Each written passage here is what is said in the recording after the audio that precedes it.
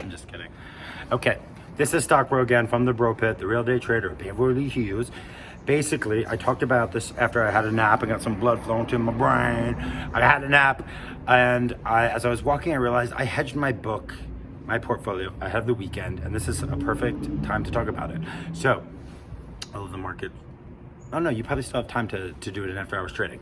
So basically, when you hedge something, like when a hedge fund, for example, might buy, so say they bought $1 million worth of Apple because they think Apple's undervalued and they think it's going higher. They'll find a peer like maybe Microsoft or Samsung, say Samsung, and they'll say that's overvalued. I'm going to sell $1 million of that. So in theory, you're long $1 million of Apple, short $1 million of Samsung. So if somebody were to nuke us over the weekend and everything were to go to zero, you'd lose $1 million on Apple, but you'd make $1 million on Samsung. So you'd be hedged of market or like sort of like event risk or market risk or anything that is sort of unforeseeable. That's not company specific to say Apple and Samsung.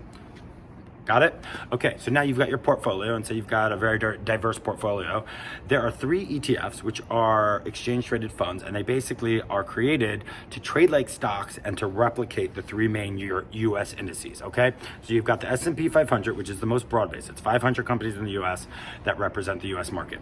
So if you have a diverse portfolio, you'd want to use the SPY is the ticker for the ETF, and you would just, if you had like say $1 million worth of all different stocks, sell short $1 million of that ETF. It's very liquid, it's very easy. You can do it with very little slippage. That's for another video, the word slippage. But that said, you can do it easily, and you can go to bed at night, not worry about what's going to happen over the 2 days of the weekend. I noticed when COVID hit, like a lot of Fridays, people will de-risk, especially when there's a lot of, anytime you can get pretty like draconian or extreme headlines over the weekend, people will take money off the table, and you'll see the market down a lot of Fridays, and then you'll see it up on the Mondays because they put it back on. Anyway, so then you have the Dow Jones. The ticker is DIA, day in Spanish.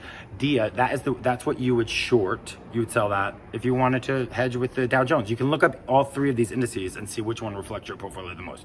Maybe you want to do a little bit of all 3. Do a third of the Dow Jones, a third of the S&P, and the last one I'm going to talk about, the tech-heavy one, the Nasdaq 100.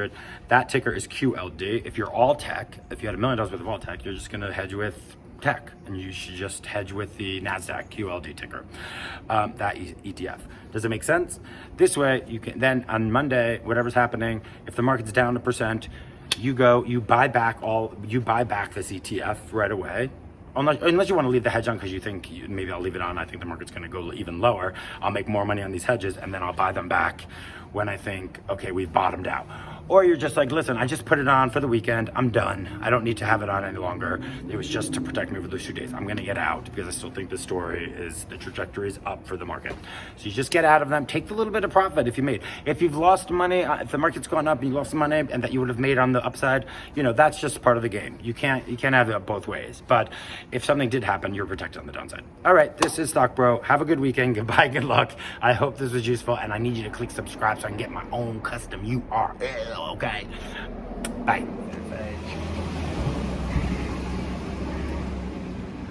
Good Lord, people.